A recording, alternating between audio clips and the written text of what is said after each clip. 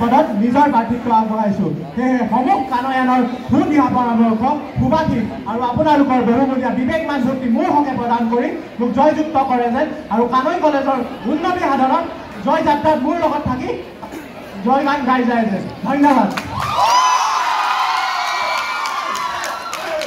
সময়বলী লক্ষ্য ৰাখি মই নিজৰ এজেণ্ডাসমূহ চমুকৈ আপোনালোকৰ আগত দাঙি ধৰিব বিচাৰিছোঁ।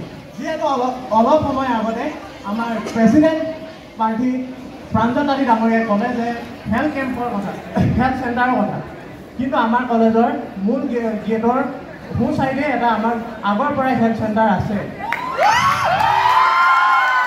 মই যদি এই প্ৰতি জয়যুক্ত হওঁ, তাত এজন চিকিৎসা কৰ্মী প্ৰতি সপ্তাহেই নহয়, প্ৰতিদিনেই নহয় বা এটলিষ্ট সপ্তাহ বা মাহেকত 2 দিন বা 3 দিনৰ কাৰণে ব্যৱস্থা কৰিম বুলি আপোনালোকৰ আগত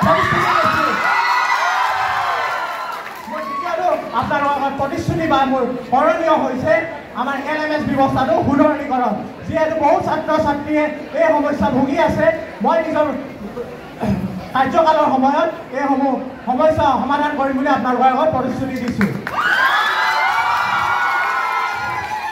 আৰু অলপ আগতে আমাৰ ভণ্টি এগৰাকীয়ে প্ৰশ্ন কৰিছিলে যে গাৰ্লছ হোষ্টেল বা বয়জ হোষ্টেলত এম্বুলেঞ্চ এখন নাই, কিন্তু বিগত যোৱা বছৰ ছাত্ৰ একতা সভাৰ সহযোগত মই স্বপ্ননীল নাথ আৰু পাৰাংগ বৰ্মাই নেতৃত্বত আৰু আমাৰ মৃগাংক চান্দিল সাধাৰণ সম্পাদকৰ নেতৃত্বত এম্বুলেঞ্চৰ কাম বহুখিনি আগবাঢ়ি আছে যে আমি মুখ্যমন্ত্ৰী পৰ্যায়ত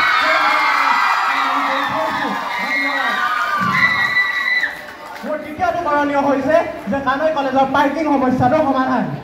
যি সময়ত অসম চৰকাৰে কৃতি ছাত্ৰ ছাত্ৰীক যান বাহন প্ৰদান কৰিছে, কিন্তু সেই সময়ত আমাৰ কানৈ কলেজৰ কৰ্তৃপক্ষই কিন্তু সেই ছাত্ৰ ছাত্ৰীসকলক যান বাহন ৰাখিবলৈ অনুমতি প্ৰদান নকৰে কলেজৰ ভিতৰত।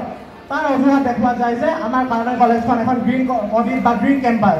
কিন্তু মই এটা প্ৰশ্ন কৰিব বিচাৰোঁ যে কানৈ কলেজৰ কৰ্তৃপক্ষক যে কানৈ কলেজৰ অকল ছাত্ৰ ছাত্ৰীৰ বাবে এই নিয়ম হয় নেকি?